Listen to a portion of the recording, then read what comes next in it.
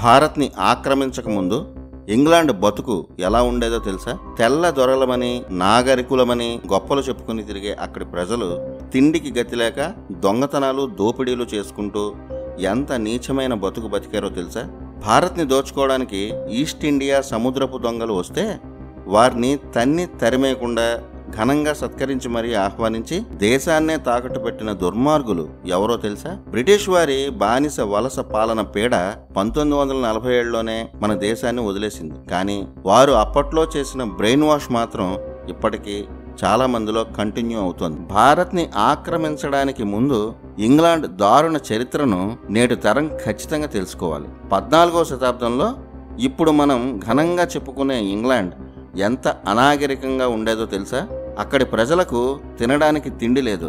ఒక్క పూట తిండి కోసం ఒకరిని ఒకరు చంపుకునేవారు. చెయ్యడానికి పని లేదు. చేతకాని ప్రభుత్వం ప్రజలను గాలికి వదిలేసింది. అక్కడి రాచరిక ప్రభుత్వమే అడుక్కు తినే స్థితిలో ఉంది. భరతఖండంలో వైభవమైన రోజుల్లో అత్యంత ధనిక దేశంగా నాగరిక దేశంగా మన భరతఖండం ఉన్న కాలంలో ఇంగ్లాండ్ తిండికి గతిలేని ఒక దేశం, ఒక అనాగరిక దేశం.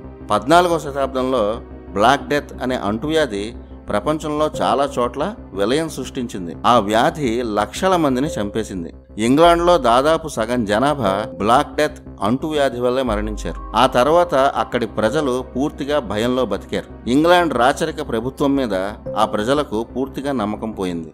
ఇంగ్లాండ్లో పరిస్థితులు దారుణంగా క్షీణించాయి. అప్పటి ఇంగ్లాండ్ ప్రజల్లో చాలా మందికి గొర్రెలు కాసుకోవడమే ప్రధాన వృత్తి. గొర్రె మాంసం వాటి ఉన్ని అమ్ముకొని ఇంగ్లాండ్ ప్రజల్లో చాలా మంది అప్పట్లో రోజులు గడిపేవారు. కానీ ఆ గొర్రెలను కూడా దొంగలు దోపిడీ చేస్తుండేవారు. ఇంగ్లాండ్ గ్రామాలపై గజ దొంగల దాడి ఎక్కువగా ఉండేది. ఆ గ్రామాలకు ప్రభుత్వ రక్షణ ఉండేది కాదు. కనుక గొర్రెలను తమ గ్రామాలను కాపాడుకోవడానికి అక్కడి ప్రజలు ఊరి చుట్టూ కంచెలు వేసుకునేవారు. తెల్లదొరలు నాగరికులు అని చెప్పుకున్న ది గ్రేట్ బ్రిటిష్ పీపుల్ 14వ శతాబ్దంలో తిండి కోసం గొర్రెలను కాపాడుకోలేని దీనస్థితిలో, దోపిడీలు చేసే దౌర్భాగ్య స్థితిలో ఉన్నారు. అలా గొర్రెలను తమ గ్రామాలను దొంగల నుంచి కాపాడుకోవడం కోసం ఇంగ్లాండ్ ప్రజలు ప్రభుత్వంపై నిరసన తెలుపుతూ వేసిన కంచెలను ఎన్క్లోజర్ రెవల్యూషన్ అంటారు. 16వ శతాబ్దం వరకు ఇంగ్లాండ్ ప్రజలకు ప్రధాన వృత్తి గొర్రెల పెంపకమే.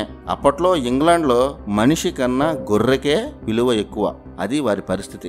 ఎప్పుడు కూలిపోతాయో తెలియని చెక్కల ఇళ్లలో ఎవరు ఎప్పుడు ఏం చేస్తారో అన్న భయంతో, దారుణమైన పేదరికంతో ఇంగ్లాండ్ ప్రజలు బిక్కుబిక్కుమంటూ బతికేవారు.